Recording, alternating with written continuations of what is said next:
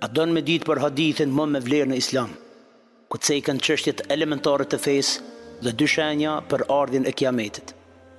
Atëherë ndëgjë. Ky quhet hadithi i Gjibrilit.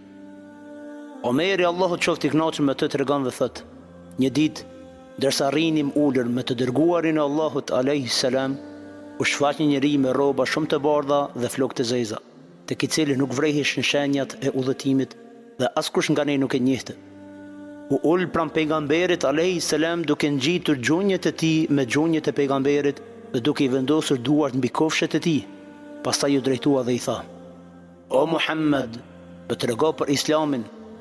I dërguari Allahut alayhi salam tha: Islami është të dëshmosh se nuk ka të adhuruar me të drejtë përveç Allahut dhe se Muhamedi është rob dhe i dërguari i tij. Të falësh namazin, të japësh zakatin, të agjërosh muajin Ramadan dhe të kryesh haxhin nëse ke mundësi. Personin në fjalë ja ktheu: ashtu është. Ne u çuditëm nga fakti se vetë pyeste dhe vetja konfirmonte.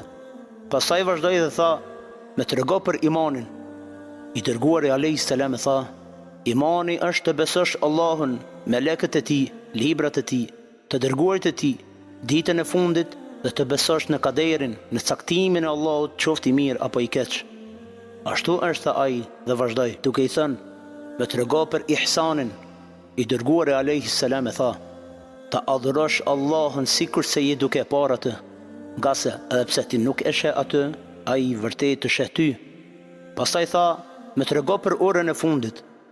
I dërguari Allahut alayhi salam tha: as i pyeturi për këtë nuk di më shumë se sa pyetsi. Ai ja ktheu dhe tha: atëherë tregom për shenjat e tij.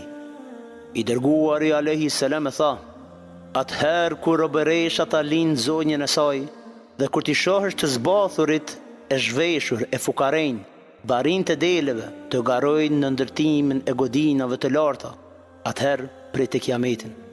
Pastaj personi u largua. Pas një kohe, i dërguari alayhi salam më tha: o Omer, a e di se kush ishte pyetësi? I thash: Allahu dhe i dërguari i tij e din më mirë. Ai më tha: ai ishte Gjibrili, erdhi për t'ju mësuar fen tuaj. Pra i dërguari Allahut sallallahu alaihi wasallam në këtë hadith ka cekur dy shenja nga shenjat e kiametit.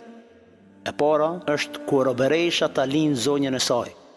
Ka për qëllim se fëmia të cilin e lind nëna, kur të rritet, do të jep urdhra nënës së vet dhe do ta trajtojë si robëresh. Dhe tjetra, kur beduenët arab, fukarejnë e këmbëzbathur, të bëjnë